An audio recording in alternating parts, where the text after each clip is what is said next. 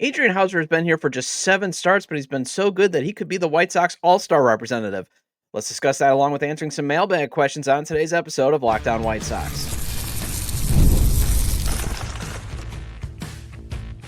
You are Locked On White Sox, your daily Chicago White Sox podcast. Part of the Locked On Podcast Network, your team every day.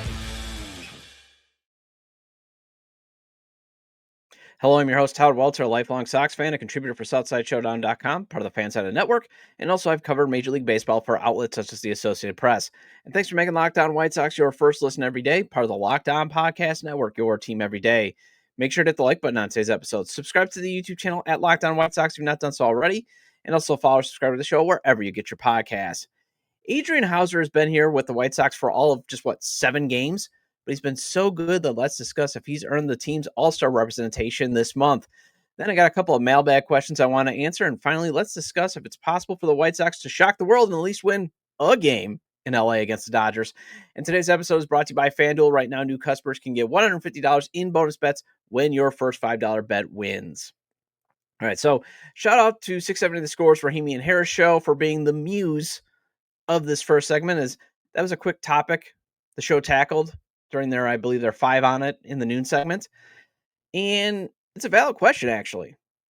You know, since Shane Smith's exhaustion and Miguel Vargas now not getting many pitches to hit, Adrian Houser's amazing 7-game run may open the door for him to actually get the All-Star nod. You know, because remember, every team gets one. Although with how bad the White Sox have been over the past 3 seasons and like how the Rockies still haven't reached 20 wins and are still on pace to actually break the White Sox historical losing record from last season. Another figurative dollar into mentioning the last season jar. It makes you wonder if it's time to just reconsider every team getting an all-star representative. I think there should be maybe a minimum win threshold to have automatic consideration to be represented. I mean, I really do. I mean, I get it's an exhibition, but sometimes teams are this bad. And that's been happening a lot lately as teams are, still trying to navigate the new lottery rules, but still tanking to at least be, top 10 picks, that type of stuff. Or teams are so ineptly run, or just ownership just doesn't want to spend the necessary money to compete, that you're getting just some gosh awful rosters. To the point where, like, again, if you looked at the White Sox roster right now, even on the traditional stats, there's not really a all-star on it, where you're like, oh man, yeah, that guy's really good. I mean, even back in the day, Ozzie Guillen in the late 80s during those dog bleep teams still put up good numbers to get consideration. Harold Baines when healthy to get consideration. I mean, you still had that, but like, if you just look at that, I mean, I know I've been espousing the positivity of the young core, but as I'll get to in a little bit in the segment, there's still ways to go for these guys. And if Shane Smith continues to tire out, then the case for Houser going to the All-Star game continues to get stronger. You know, Houser has started 7 games this season since being signed in season, after he decided he no longer wanted to pitch in AAA for Texas after not making their opening day roster. So once again, this is actually a very good credit signing to Chris Getz for finding basically a starting pitcher off the scrap heap and getting some value. Now, the question will be is, with your young starting rotation getting close to their career innings limits, do you leverage Houser at the trade deadline?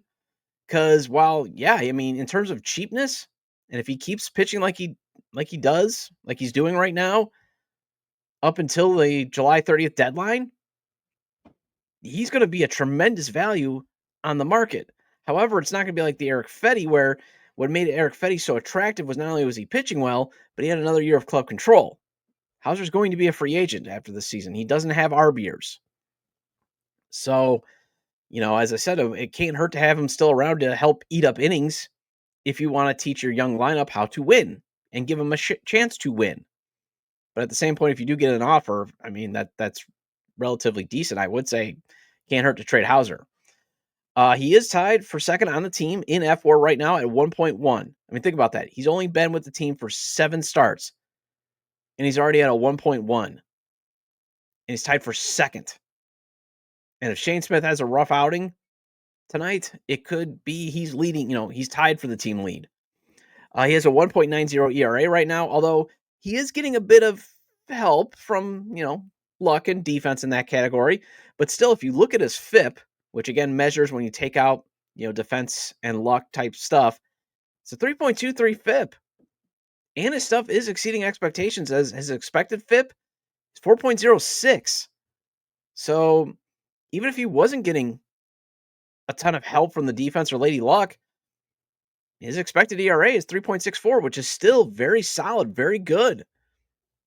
And think about it. He's had 3 shutout outings. And the most runs he's allowed is 3. And in a couple of those games, he's only been spotted a run. I think the White Sox have won 2 games with his starts, 1-0. And he has a strong case, despite a small sample size, to go to Truist Field on July 15th. Or is it Truist Park? Yeah, it's in Atlanta.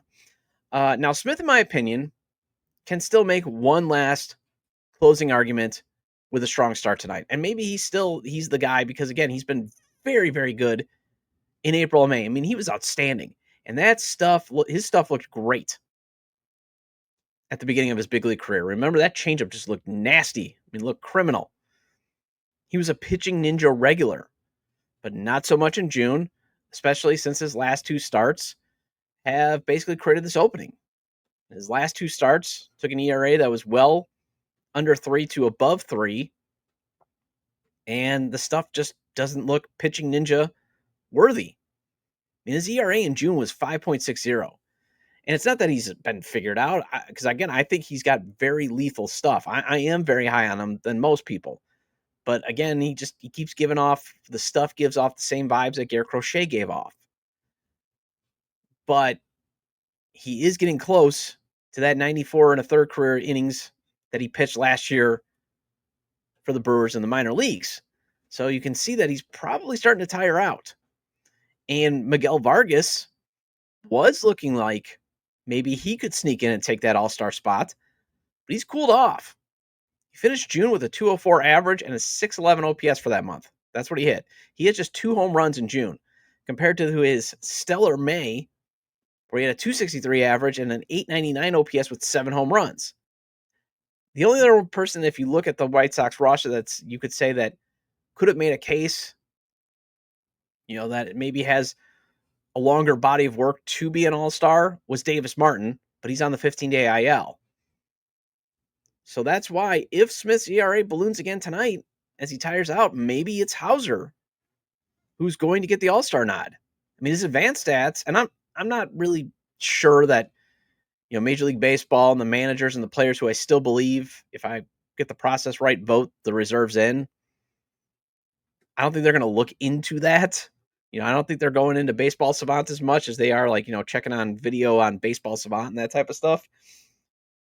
But he has great numbers according to Baseball Savant in key areas.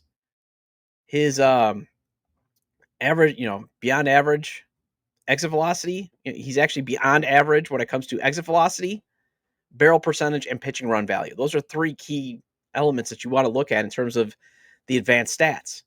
And guys are finding it hard to square up his pitches and then crush them. And while I have been preaching the exciting young core that is emerging, Adrian Houser being listed as the potential all-star just shows you, though, how much more talent has to be added and how much better the young core still needs to get. I mean, Chase Meidroth, he's getting closer to that raised floor 1.5 to F4 player, but he still needs to get better in a lot of offensive areas like WRC plus, where he's 5 points below the 100 league average. Most of his 1.1 F4 is made up from his defense.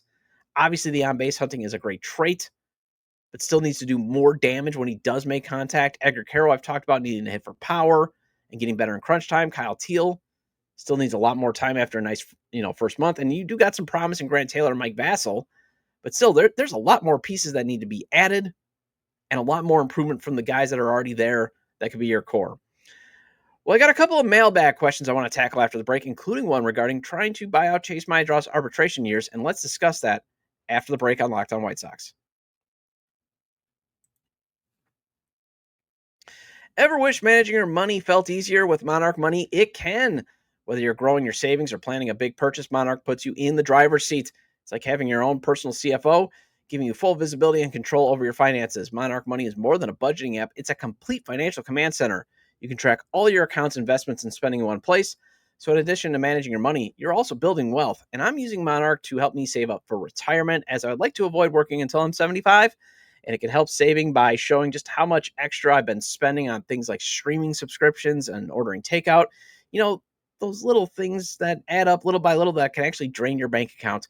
Take control of your finances with Monarch Money. Use code LOCKEDONMLB at monarchmoney.com for 50% off your first year. That's monarchmoney.com, code LOCKEDONMLB for half off your first year. Welcome back to Locked On White Sox. I'm your host, Todd Welter. Again, make sure to hit the like button on today's episode and subscribe to the YouTube channel at Locked On White Sox if you've not done so already. And if you can't get the show on YouTube, Locked On White Sox is available on all major podcast platforms. So make sure to follow or subscribe on places such as Apple or Spotify. Either way, get your 30-minute fix of Chicago White Sox baseball venting with me. So actually, I would love to make every Tuesday a mailbag segment, unless there's obviously some breaking news or something big.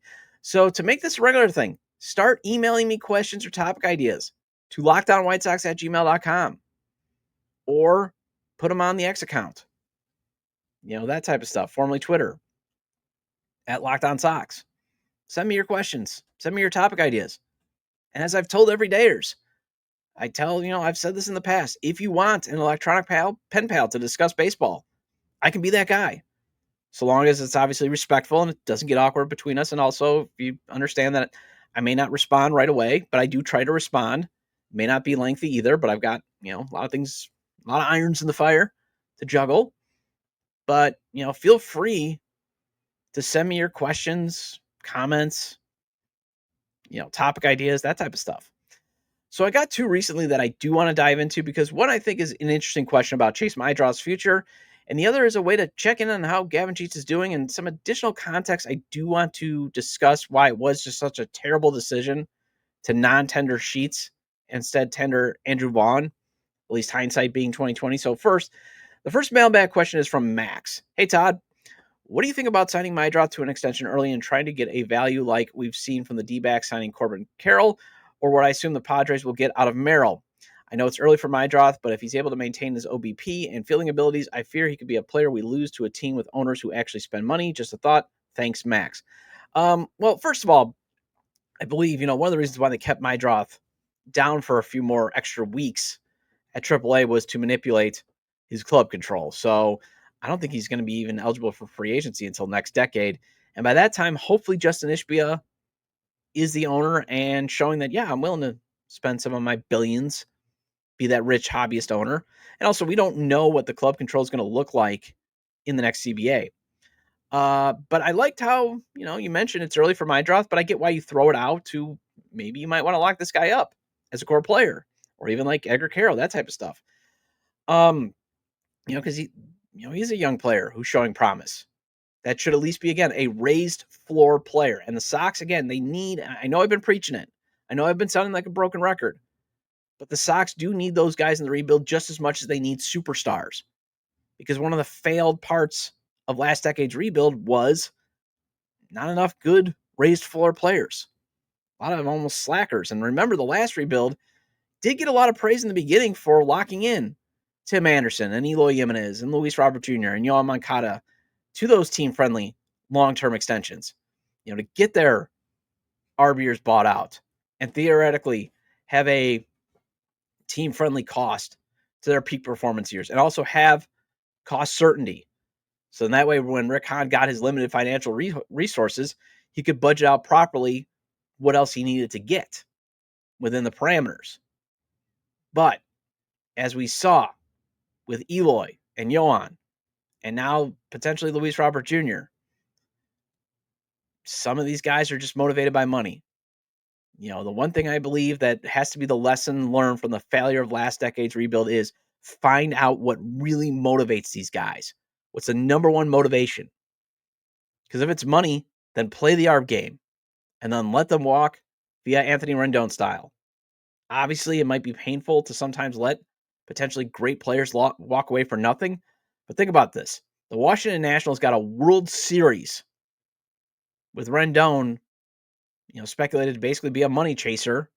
And then they let the Angels deal with him letting up after he got paid. After he basically said, well, this is just my job. Because for some guys, it's their job. They're just naturally talented, but they don't really love the game. They just realize, hey, I'm good at this and I can get paid a lot of money. So I'll do it, but it's not my thing. I'm not going to go the extra mile if I don't have to. That type of stuff. And I mean, look at what happened to Moncada and Eloy after they got paid. Plenty of rumors have swirled and stories coming out that they basically no longer worked hard because they got paid. So if it is money, keep the carrot in front of those type of players. But there's nothing wrong, too, if players are motivated by fame and fortune instead of love of the game and trying to win. It's just, like I said, just don't pay those guys long-term money. Because once that motivation is gone, once they get paid, that's usually when the injuries and the regression piles up. Now, Meidroth his game indicates he's probably motivated by love of the game, and he's motivated by trying to win. So if that's the case, again, I'm not opposed to then trying to get an extension and buying out the arb years. Although I have a feeling the team would probably still like to figure out where is he going to play long-term. Is it shortstop or second base? That's the other thing. And I think they're probably hoping it's second base, so then that way they can save just a little bit of money when it comes to an extension. But once they get that sorted out, yeah, why not sign him to a long-term and avoid the arb game? But again, we don't know what the new club control is going to look like in the future. That's the other thing. Is there going to be a salary cap? Obviously, I don't think Meidroth's extension would take up a huge salary, chunk of salary cap space. But I think those are the other things that have to be calculated in. Because again, especially club control, if it definitely gets shaved down to like 4 years, of course, you want to sign him to an extension.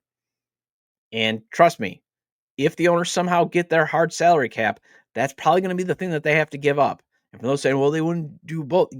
If a small market team has a salary cap, they're going to be willing to give up an extra year of club control. Trust me.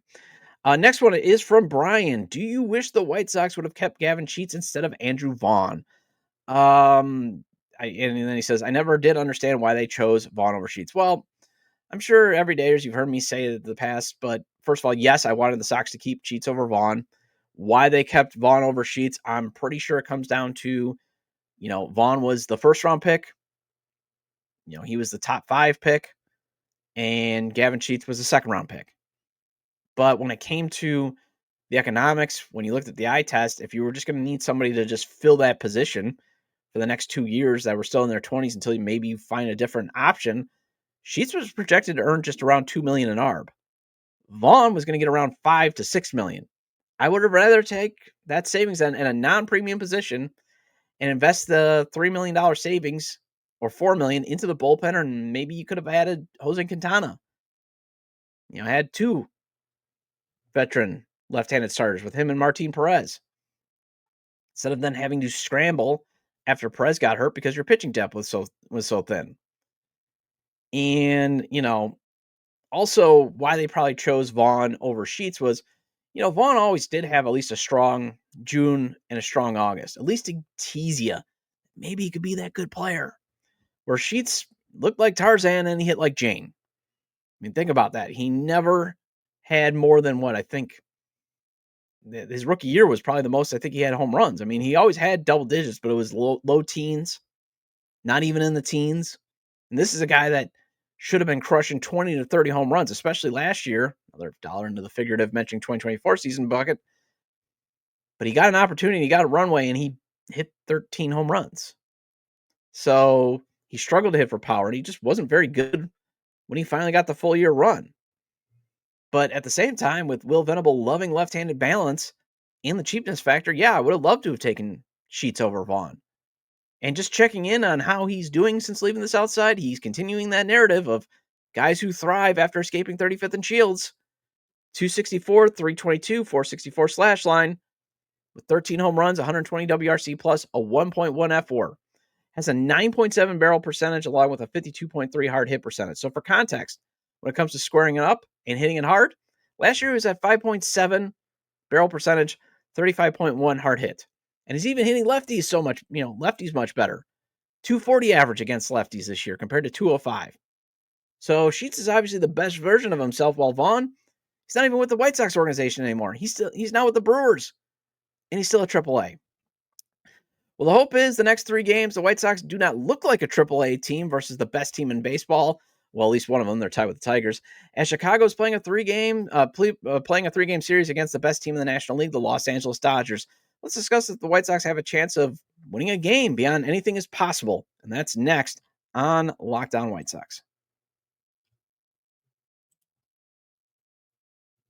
Summer sports are in full swing, and whether you're all about baseball under the lights, golf on the green, or high-stakes soccer action, FanDuel is the best way to make every game even more exciting. You already following the action? Why not make it a little bit more thrilling? With FanDuel, you can get on the game while your friends are getting sunburned at the beach. FanDuel's traditional money lines, spreads, and over-unders, they're fun to play, but I always maintain, if you want to win big or at least double or even triple your money, then go with FanDuel's parlays, props, and futures. So, for example, Detroit was the first team to reach 50 wins, but they're still at plus 800 to win the World Series. $10 on that right now, and Detroit does win the whole thing. $80 in your pocket. And who cares if it's a division rival? This season is lost for Chicago's AL team, so why not make some money? And you could potentially triple your money if you put, say, $10 on Garrett Crochet winning the Cy Young, as that's currently at plus 300 the last time I checked. New to FanDuel, new customers can get just $5. New customers can bet just $5 and get $150 in bonus bets if your first bet wins.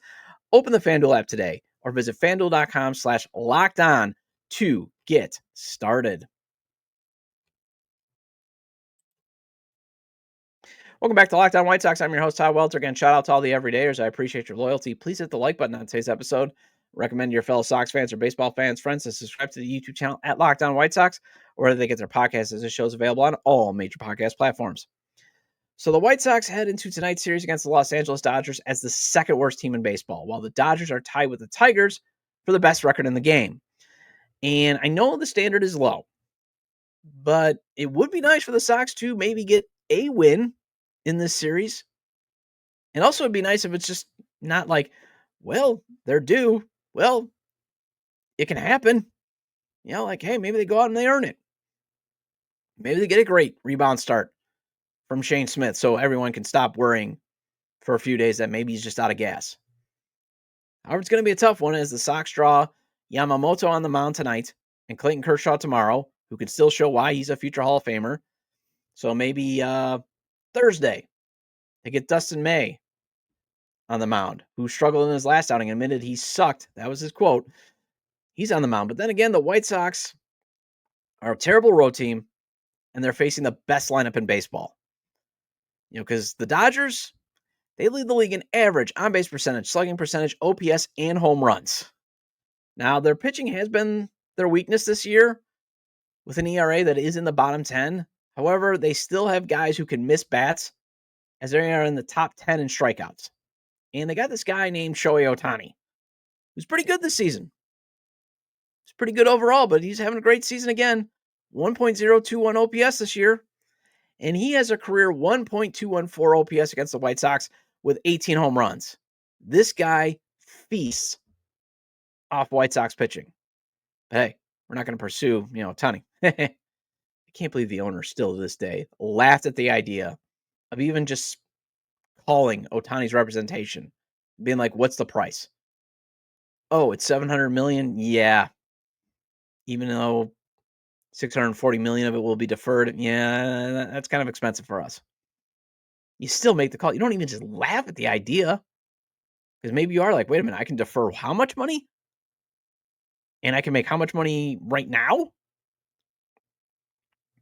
But anyways, he's backed up by guys like, Freddie Freeman, Andy Paez, Teoscar Hernandez, Mac Muncy, Will Smith. I mean, Mookie Betts is actually having a down year, and he'd still be one of the best hitters on the White Sox. And I didn't want to sound too out of town stupid talking about the Dodgers, so I asked the Locked On Dodgers guys if there's any chance in heck the Sox win at least a game beyond, well, anything's possible. And here's what Locked On Dodgers postcast host Pete Fox quickly messaged me. Of course it is, because it's baseball in June, and yes, anything is possible. But Freddie is really going through it right now. Mookie is hot and cold. Ohtani is also not red hot, but his downturns are shorter than most. And the Dodgers have been notorious in June for falling behind early. Although, it's now July, but, they're getting behind a little bit. They're in the dog days. However, new host of the daily Locked On Dodgers show, Travis Rogers, told me this. Well, like you said, anything is possible, but Dodgers have cleaned up against bad teams. I'd argue it's one of their better qualities. They take care of business when they should. Okay, well, two different contrasts.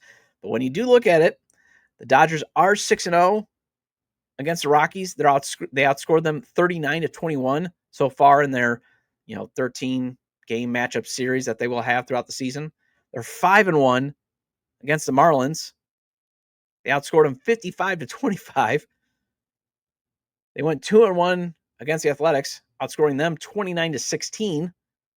They went 2-1 against the Pirates, although they did go 3-3 against the Nationals. And I do remember watching some of that series, at least when I was in Washington, and you could tell, the Dodgers are suffering from having to go from the West Coast to the East Coast. That can be a huge factor.